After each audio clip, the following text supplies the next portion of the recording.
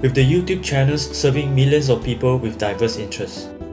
It is no surprise that a person that appears in the YouTube video can be a celebrity overnight.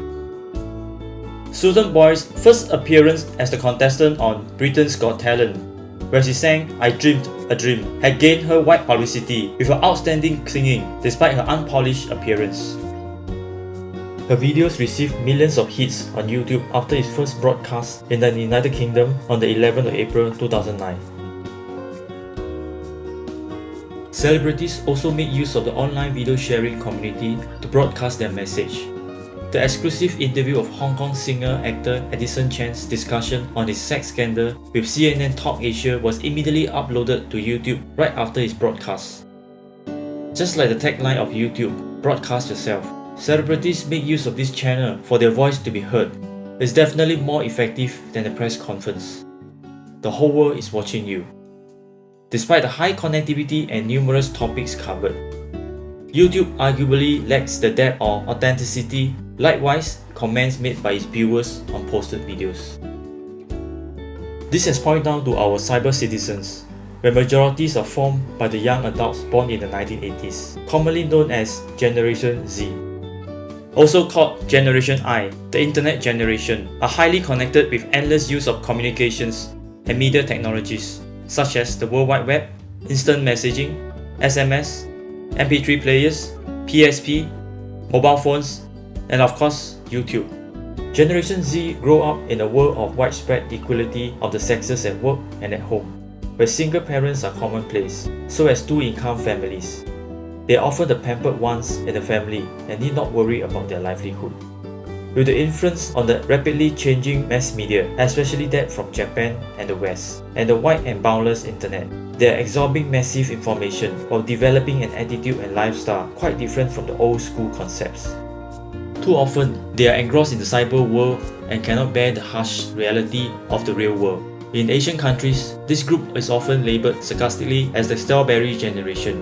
Strawberries are delicate and great tasting food, but very fragile and perishable. Their social networking are often revolves around the technologies, which has somehow hindered their social etiquette in the actual world. Everything is spoon-fed, from the living conditions to learning. The Generation Z expects instantaneous response and often gets impatient when it requires extra effort in getting things done. From blogging to text messages, they don't write as much to express their feelings, but rather use photographs, videos, expression icons and avatars to replace text. This somehow affects their interpersonal skills, which is essential in the actual living world. Filmmakers express their concern on this issue through their works. Hinokyo, a 2005 Japanese science fiction film, portrayed an elementary school student, Satoru, who is temporarily wheelchair-ridden, throws himself in a reclusive state, locking himself from the outside world. He learns and interacts through a remote-controlled robot that will go to school in his place and allow him to interact with people and do normal things. The movie also covers the negative aspect on teenagers getting too engrossed into the online gaming world, losing their senses of reality. Through this film, it triggers us to rethink relationships, rethink how we allow the technologies to break into our relationships. It's not the technology that is bad, it's us abusing it and letting it abuse us. Very often, we consume YouTube as a multitasking experience, toggling between work and entertainment. YouTube or other online social networking portals may be an excellent way to help clear your cache of thoughts in between works and stay connected with your friends.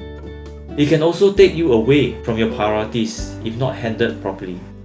Inevitably, multitasking is the way social and work life goes in this current fast-paced modern lifestyle with high level of connectivities. What's more important is that we must constantly remind our youth and ourselves to identify the priorities from the immediate objective and also the importance of time management. Indeed, this is a concerning social issue that most first world countries are facing, and perhaps social study groups can collaborate with relevant authorities to craft out more communal activities and once again gather people with shared interests in the real physical world. With the traffic of 100 million visitors every month, YouTube is the fourth largest site on the internet. It naturally attracts investors, but at the same time, YouTube also has to face the lawsuits from copyright owners with illegal videos being uploaded on their website. Despite the video ID and the limitation on the length of videos being uploaded, there are still millions of copyrighted materials on the site. To add to the complications, third-party software providers has developed applications that allow users to extract videos from the YouTube website. When region coding was first implemented on DVDs, resellers attempt to break the code of the DVD players in order to extend sales to wider markets.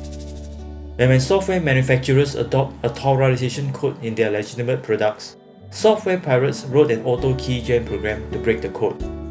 All these actions point out to the media users' ethical belief on copyrighted materials and their respect for intellectual properties. A technologies and ethics tug of war is ongoing. Time magazine named the person of the year 2006 You.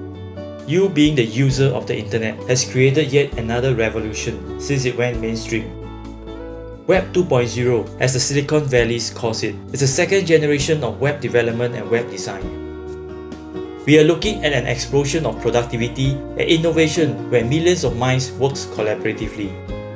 Whether we are uploading a video on YouTube, posting a comment on Facebook, updating our profile in Twitter, tagging an image in Flick, creating a link on our blog, or sending a message through MSN. We are teaching the machine, the web, an idea. The web is learning from us. The web no longer just links information, it links people. It has become a place where we trade, share, collaborate, learn, entertain, an endless possibility with its rich media content and high connectivity. While engrossing into the virtual world, perhaps we should spend some time to rethink about identity, copyright, ethics, privacy, aesthetic, rhetoric, commerce, communication, love, family, and ourselves. YouTube, like many of the Web 2.0 applications, is an experiment which will remain popular for years to come.